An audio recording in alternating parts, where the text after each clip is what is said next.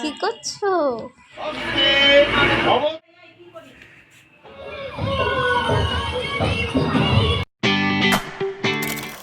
Hello everyone, কেমন আছো তোমরা সবাই? আশা করি সবাই ভালো আছো, আর আমিও কিন্তু খুব ভালো আছি।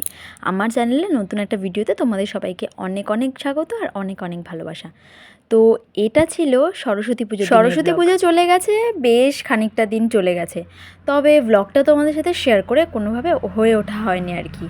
যাই হোক, সরস্বতী পুজোর আগের দিন থেকে কিন্তু অনেক রকম প্রিপারেশন শুরু করেছিলাম, কারণ বিয়ের পর আমার শ্বশুরবাড়িতে এটা আমার প্রথম সরস্বতী পুজো। আর সবথেকে বড় কথা হলো, আমার ছেলে এবছর হাতে খড়ি দিয়েছে, তাই এই বছরটা আমার কাছে ভীষণ স্পেশাল। সবটা তোমাদের সাথে ভিডিওতে শেয়ার করব, তাই দেখতে থাকো। তো সকালবেলা এদিকে হচ্ছে দিদা রান্না শুরু করে দিয়েছে, আর মানে আমাদের বাড়িতে ছাদেই রান্না হচ্ছিল, আর আমি এদিকে সব রকম আর কি প্রিপারেশন করে মানে শুরু করে দিয়েছিলাম। রান্না বান্নার সবটা আমি অ্যারেঞ্জ করে দিচ্ছিলাম দিদাকে, যাতে রান্নাতে কোনো প্রবলেম না হয়, কারণ এর পরে হচ্ছে আমাদেরকে পুজোয় বসতে হবে, রেডি হতে হবে, স্নান করতে হবে, অনেক কাজ আছে। তার ফাঁকে আমি চলে এসেছিলাম একটু আমার বিছানাটাকে একদম ক্লিন করতে, একদম ঘরটা একদম টিপটপ করতে, কারণ বাড়িতে কিছু মানে আমার বাড়ির কিছু লোকজন আসবে, সেই জন্য। ঘর অগোছালো কিন্তু থাকলে কিন্তু একদমই দেখতে ভালো লাগে না। তো স্নান টান করে সকাল সকাল তো স্নান একদম সেরেই নিয়েছিলাম, হলুদ মেখে স্নান করে নিয়েছিলাম, আর আমি আর আমার ননদিনী এদিকে আলতাও পরে নিয়েছি।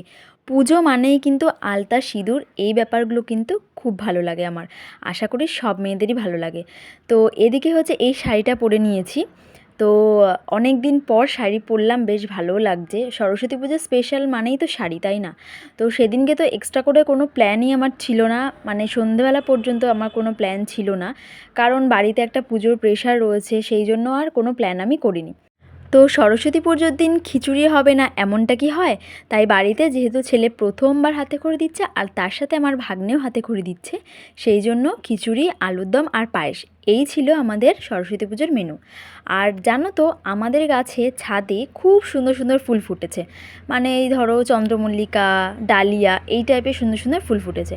তো জানি না এটা মানে এটাকে কি বলে, চন্দ্রমল্লিকা বলে না কি ফুল বলে। তো যাই হোক, এটা আমি তুলে নিয়ে এসেছি, আমি ঠিক করে রেখেছিলাম এই ফুলটাকে আমি মাথায় দেবো সরস্বতী পুজোর দিন। আর যে স্পেশাল একটা ব্যাপার তোমাদেরকে দেখাই, সরস্বতী পুজোর দিন আমার ছেলে যেহেতু হাতে খড়ি দিয়েছে, এই স্লেটটাকে টোটালি আমি আমার নিজের হাতে ডেকোরেট করেছি, টোটালি মানে এটাকে আমি ড্রয়িং করেছি। তবে আইডিয়াটা কিন্তু আমি গুগল থেকে পেয়েছি, একটু ইউনিক কিছু করার ইচ্ছে ছিলই, তাই ভাবলাম এই স্লেটের ওপরেই কিছু করা যাক। এইটা হচ্ছে আমার ছেলের স্লেট, আর তার ওপরেরটা হচ্ছে আমার ভাগ্নের স্লেট। দুজনের স্লেটটাকে আমি ভীষণ সুন্দর করে সাজিয়েছি, আর সবাই বলেছে ভীষণ সুন্দর হয়েছে, আর আমার নিজের কাছেও খুব ভালো লেগেছে। তোমাদের কেমন লেগেছে আমাকে কিন্তু এটা কমেন্টে জানাতে একদম ভুলো না। যাই হোক, এদিকে হচ্ছে ঠাকুর তো সকালেই চলে এসেছে, তোমরা তো দেখতেই পেলে। তো আমিও হয়ে গেছি ফুল রেডি, আর এখন এদিকে ঠাকুরকে বরণ করে নেব। এই দায়িত্বটা কিন্তু আমার শাশুড়িমা আমাকেই দিয়েছে, ঠাকুরকে বরণ করার। তো আমার ভাগ্নে এদিকে এসে একটু দেখছিল আমি আর কি কী করছি।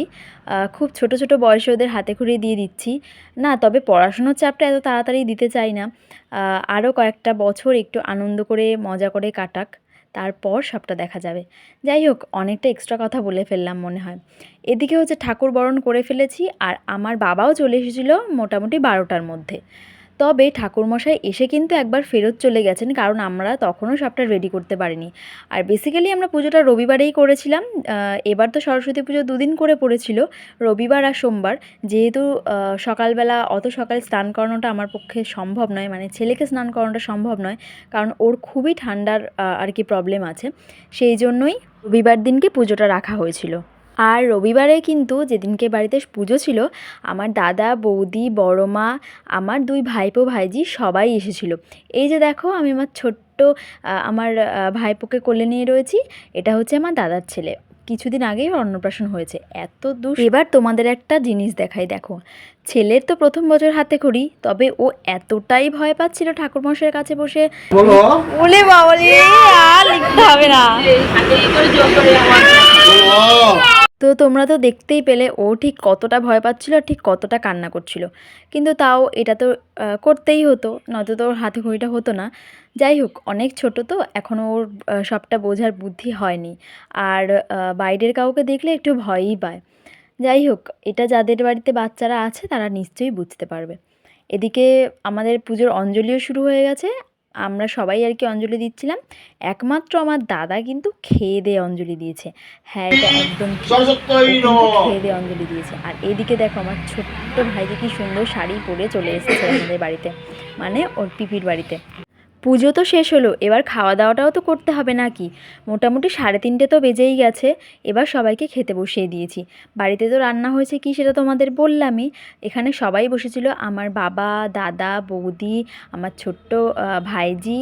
আর এটা হচ্ছে যাকে আমি খেতে দিচ্ছি, এই যে লাল জামা পরে যাকে দেখছো, এ হচ্ছে আমার ছোট্ট দেওর, মানে আমার পিসি শাশুড়ির ছেলে হয়। ও আমার ভাইয়ের মতোই। আর তার পাশে আমার শ্বশুরমশাই বসেছিল। তো এদিকে সবাইকে খেতে দিচ্ছি আমি আর আমার শাশুড়িমা মিলে। জানো তো, আমার বরাবরের ইচ্ছে ছিল শ্বশুরবাড়িতে সবাইকে পরিবেশন করে রান্না বান্না করে আমি খাওয়াবো।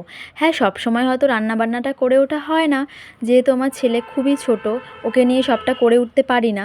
তাই জন্যে মাঝে মধ্যে ইচ্ছে হয় যে সবাইকে আর কি রেঁধে বেড়ে খাওয়াই। কিছু কিছু সময় আর কি হয়েই যায়, তখন খুব ভালো লাগে যখন কেউ আমার রান্নার প্রশংসা করে। বিশেষ করে আমার বর যখন আমার রান্নার প্রশংসা করে তখন আমার খুব ভালো লাগে। তখন মনে হয় রান্না করার ইচ্ছেটা আরও বেড়ে যায়। এসব বলছি কেন সেটাই তো ভাবছো। এমনিই বলছি, আমার মনের কথাগুলো তোমাদের সাথে জাস্ট শেয়ার করলাম। আজকে রান্নাবান্না কিন্তু কোনোটাই আমি করিনি, সবটা করেছে আমার দিদি শাশুড়ি, মানে আমাদের বাড়িতে দিদা। এদিকে সবার খাওয়া দাওয়ার শেষে আমি আর আমার ননদিনীও খেতে বসে গেছি। আর সেই দিনটায় না এত গরম ছিল, তোমাদেরকে কি বলবো। ঠান্ডা তো ভেবেছিলাম যে প্রায় কমেই গেছে, আবার যে ঠান্ডাটা পড়তে পারে সেটা ভাবতেই পারিনি, কিন্তু সেই দিনটায় খুবই আর কি গরম ছিল। তো শেষমেশ আমরা একটা প্ল্যান করেই ফেললাম কোথাও একটা বেরোনো, সেটা তোমাদের চলো দেখাই। তো আমাদের খাওয়া দাওয়া শেষ করতে করতে তো বিকেল হয়ে গেছিলো। তারপর আমার বর আমাকে বললো যে চলো কোথাও থেকে একটা ঘুরে আসি। সরস্বতী পুজোর দিন না বেরোলেও তো একটু ভালো লাগে না। তো সারা দিনের ক্লান্তি কাটাতে আমরাও একটু বেরিয়ে পড়েছিলাম। প্রথমে আমরা এই ক্যাফেটার সামনে চলে এসছিলাম হচ্ছে হাবড়ার দিকে। এই ক্যাফেটা দেখে বাইরে থেকে মনে হচ্ছিলো একদমই ফাঁকা। তো ওপাশে গিয়ে দেখলাম যে প্রচণ্ড ভিড়, কারণ এটা এখনও আর কি স্টার্ট হয়নি এখানে কোনো কিছুই। তারপরে আমরা ওটা ছেড়ে বেরিয়ে এসেছিলাম, বেরিয়ে এসে হাবড়ার আরেকটা ক্যাফেতে গেছিলাম, যেই ক্যাফেটা তোমরা আমার ব্লগে আগেও একবার দেখেছো। জামাই ষষ্ঠীর দিনকে প্রথমবার সেটাই গেছিলাম। তো এখানে হচ্ছে কি খাবো সেটাই ভাবছিলাম, আর সেটা অর্ডারও করে নিয়েছি। তো এদিকে আমার বর পেয়ে গেছে একটা গিটার, সেটা নিয়ে এবার ভিডিও করবে, ফটো তুলবে, যাবতীয় যা যা আছে সব কিছু করে ফেলবে। যাই হোক, তোমরা হয়তো ভাবতেই পারো বাড়ি থেকে এত খাওয়া দাওয়া করে এসে তারপরেও কী করে এই খাবারগুলো খাচ্ছি। এখানে ছিল ফিশ ফিঙ্গার, তার সাথে হচ্ছে কফি। আসলে ক্যাফেতে আসলে এই ফাস্টফুডগুলোর লোভ আমি একদমই সামলাতে পারি না, সেটা আমি মানে যা কিছুই খেয়ে আসি না কেন। তো আমি একটু ফাস্ট ফুডের আর কি প্রেমী আর কি। যাই হোক, এদিকে হচ্ছে আমরা দুজন রিল দেখছিলাম, রিল বানাচ্ছিলাম, তার সাথে হচ্ছে খাওয়া দাওয়া করছিলাম, এই হচ্ছে ব্যাপার। এই ক্যাফেটার অ্যাম্বিয়েন্সটা না আমার ভীষণ ভালো লাগে। আর সরস্বতী পুজোর দিন এত সুন্দর সুন্দর গান চালাচ্ছিল না, শুনেও মনটা একদম ফুরফুরে হয়ে গেছিলো। তো যাই হোক, গান শোনা হলো, ছবি তোলা হলো, রিল বানানো হলো, সবটা সেরে এবার রওনা দিয়েছিলাম বাড়ির দিকে।